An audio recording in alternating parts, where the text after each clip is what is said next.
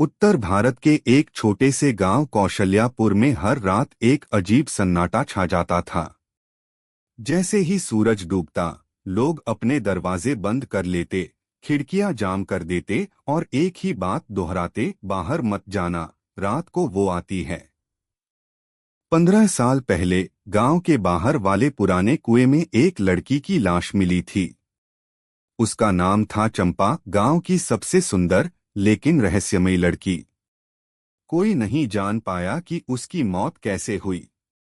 कुछ लोग कहते थे कि उसने आत्महत्या की, कुछ कहते थे कि उसे मारा गया। लेकिन तब से गांव में अजीब अजीब घटनाएं होने लगीं। जानवर रातों रात गायब हो जाते, पेड़ों पर उल्टी लटकी लाशें दिखाई देती, और सबसे डरावनी बात, कई लोग बिना किसी वजह के गायब हो गए। एक दिन गांव में एक नौजवान आया, नाम था रवि। वह शहर से रिसर्च करने आया था, खासकर पुराने रहस्यों पर। उसने गांव के बुजुर्गों से पूछा, आप सब रात को डरते क्यों हैं? सबने एक ही बात कही, चंपा अभी भी इस गांव में है। वो रात को बाहर निकलती है और जो भी उसे देख लेता है वापस नहीं आता। रवि को यह सब बकवास लगा। उसे लगा कि ये सब अंधविश्वास है। उसने ठान लिया कि वह रात में उस कुएं तक जाएगा और सच का पता लगाएगा। उसने गांव के लोगों से कई बार पूछा, क्या कभी किसी ने उसे देखा है? सबने इनकार में सिर हिलाया, लेकिन डर उनकी आंखों में साफ दिखता था। रात के ठीक 12 बजे रवि टॉर्च, कैमरा और नोटबुक लेकर कुएं की ओर निकला। रास्ता सुनसान था और हवा में अजीब सी ठंडक थी। पेड़ों से पत्ते गिर रहे थे और हर आवाज डरावनी लग रही थी। दूर कहीं उल्लू की आवाज आई और एक लोमड़ी झाड़ियों में से निकलकर भागी। जैसे ही वह कुएं के पास पहुंचा, उसे एक लड़की की हंसी सुनाई दी, धीमी लेकिन डरावनी। रवि ने इधर-उधर देखा, लेकिन कोई नहीं था। अचानक उसके कैमरे की लाइट अपने आप जलने बुझने लगी। नोटबुक के पन्ने हवा में अपने आप पलटने लगे। उसे लगा कोई उसके बहुत पास है, लेकिन दिखाई नहीं दे रहा। कुएं के पास एक सफेद साड़ी में एक लड़की खड़ी थी, बाल खुले, चेहरा ढका हुआ। रवि ने हिम्मत करके पूछा, कौन हो तुम? लड़की ने धीरे से सिर उठाया। उसकी आंखें पूरी तरह सफेद थीं और चेहरा खून से सना हुआ था। रवि डर से कांपने लगा। उसने कैमरा चलाया, पर स्क्रीन काली हो गई। टॉर्च बंद हो गई। अंधेरे में बस वही लड़की दिख रही थी। तुम क्यों आए हो? उसने फुसफुसाते हुए पूछा। मैं जानना चाहता हूं। तुम कौन हो? मैं वो हूं जिसे इस कुएं में मारा गया था। अब मेरी आत्मा चैन नहीं पा रही। रवि कुछ बोलने ही वाला था कि लड़की अचानक गायब हो गई। एक झटका लगा और रवि जमीन पर गिर पड़ा। उसके होश उड़ चुके थे। किसी तरह वो वापस गांव लौटा, लेकिन वह कुछ बोल नहीं पा रहा था। उसकी आंखें डर से फटी हुई थीं।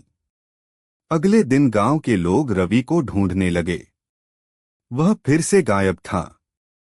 कुएं के पास उसका कैमरा और नोटबुक मिली, लेकिन रवि नहीं था।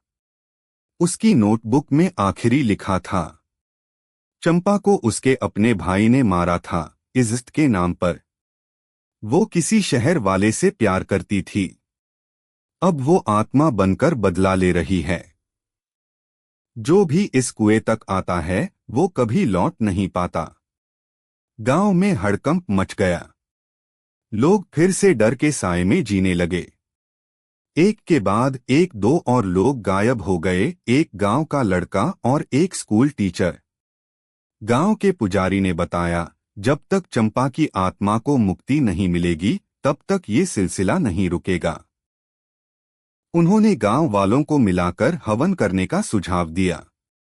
सबने मिलकर कुएं के पास एक बड़ा यज्ञ किया। लेकिन जैसे ही मंत्रोच्चार शुरू हुआ, तेज आंधी आई, आग खुद ब खुद बुझ गई और जमीन कांपने लगी। कुएं से एक तेज चीख आई, मुझे मुक्ति नहीं चाहिए, मुझे इंसाफ चाहिए। गांव के बुजुर्ग भी डर गए। वे समझ गए कि आत्मा को बस शांति नहीं बल्कि न्याय चाहिए। लेकिन कौन देगा उसे ये न्याय? चंपा का भाई तो कभी से गांव छोड़कर चला गया था। करीब 5 साल बाद एक बूढ़ा आदमी गांव लौटा। राजेश नाम था उसका। उसने आकर सबके सामने कहा, मैं चंपा का बड़ा भाई हूं, मैंने ही उसे मारा था। वह फूट फूट कर रोने लगा और बोला, मैंने बहुत बड़ी भूल की थी। अब हर रात उसका सपना आता है। मैं चिल्लाता हूँ, माफी मांगता हूँ, लेकिन वह कहती है, इंसाफ दो। राजेश ने खुद को पुलिस के हवाले किया, लेकिन रास्ते में उसने कुएं में छलांग लगा दी। उस रात पहली बार गांव में शांति थी। हवा ठहरी हुई थी और कुत्ते नहीं भौंके। बुजुर्गों ने कहा, चंपा को अब इंसाफ मिल गया, उसकी आत्मा अब चली गई होगी। 3 महीने बीते, सब कुछ सामान्य हो गया था। बच्चे खेलने लगे, लोग रात में बाहर निकलने लगे। लेकिन फिर एक दिन गांव में फिर से एक लड़की की लाश मिली, ठीक उसी कुएं के पास। उसकी आंखें खुली हुई थीं और चेहरे पर वही डर था जो कभी रवि की आंखों में देखा गया था। लोग कहने लगे, क्या चंपा को सच में मुक्ति मिली थी? एक बूढ़ी औरत बोली, कुछ आत्माएं इतनी टूटी होती हैं कि उन्हें कभी चैन नहीं मिलता और वो वापसी का रास्ता नहीं छोड़ती। आज भी अगर आप उस गांव में जाएं, तो रात के समय उस कुएं के पास मत जाना।